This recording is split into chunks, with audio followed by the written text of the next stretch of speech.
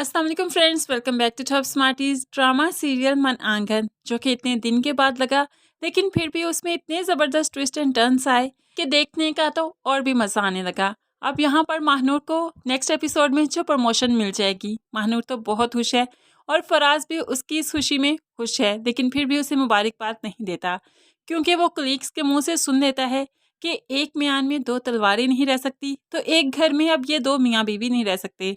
जैसे कि बीवी बड़ी पोस्ट पर और यहाँ पर शोहर छोटी पोस्ट पर है। तो यही बातें तो अब फराज के दिल पर जा लगी कि घर जाएगा तो माँ भी ताने देगी और दुनिया वाले क्या कहेंगे कि बीवी बड़ी पोस्ट पर और शोहर छोटी पोस्ट पर। ऐसे में उसे खुद से शर्मिंदगी होने लगी।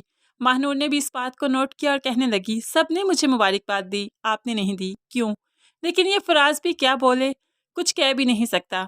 दूसरी तरफ अब आयमा की माँ ने उसका रिश्ता तो पक्का कर दिया, लेकिन अब आगे जाकर पता चलेगा कि कितने लालची लोग हैं। सिर्फ महानूर की जॉब की वजह से ही तो वो ये रिश्ता कर रहे हैं कि कल कला को उनको बहुत ज़्यादा पैसा मिलेगा। अब ये सारी बातें तो आयमा की माँ को आगे जाकर ही पता चलेंगी। आज तो माइयों के फंक्शन में सब बहुत खुश हैं कि यहाँ पर रमशा भी आ जाती है, जो कि टाइम से काफ़ी पहले आ गई। तो महानूर उसे देखकर हैरान हो गई कि तुम यहाँ पर कैसे? तो वो बताने लगी, सकलैन भाई ने कहा है कि मुझे जाना चाहिए, इसलिए तो मैं आ गई। महानूर और फराज या कोई भी अभी तैयार ही नहीं हुआ, लेकिन ये रिमशा आ गई ताकि यहाँ पर वो माहिर से थोड़ा नैन मटक्का कर सके।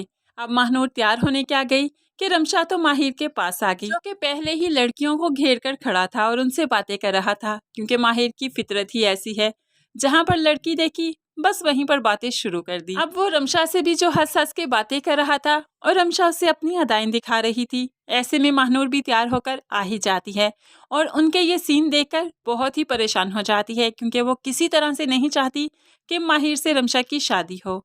दूसरी तरफ सकलैन और अरीबा घर आ जाते हैं, क्योंकि माँ अकेली है तो अरीबा अपनी माँ के पास आ गई। सकलैन की सास तो कहने लगी, बेटा कितना ख्याल रखते हो ना तुम मेरा, हर बात का तुम्हें ख्याल है कि आज रमशा गई है तो मैं अकेली हूँ, इसलिए तुम अरीबा को लेकर यहाँ आ गए, तुम तो मेरे बेटे जैसे हो। तो वो कहने लगा, बेटो जैसा नहीं, बेटा ही तो हूँ। अब ये बेटा होकर जो डसेगा तो फिर ही तो सबको पता चलेगा कि जब सब कुछ इनसे लुट जाएगा फिर ही तो महानूर की बातें याद आएंगी।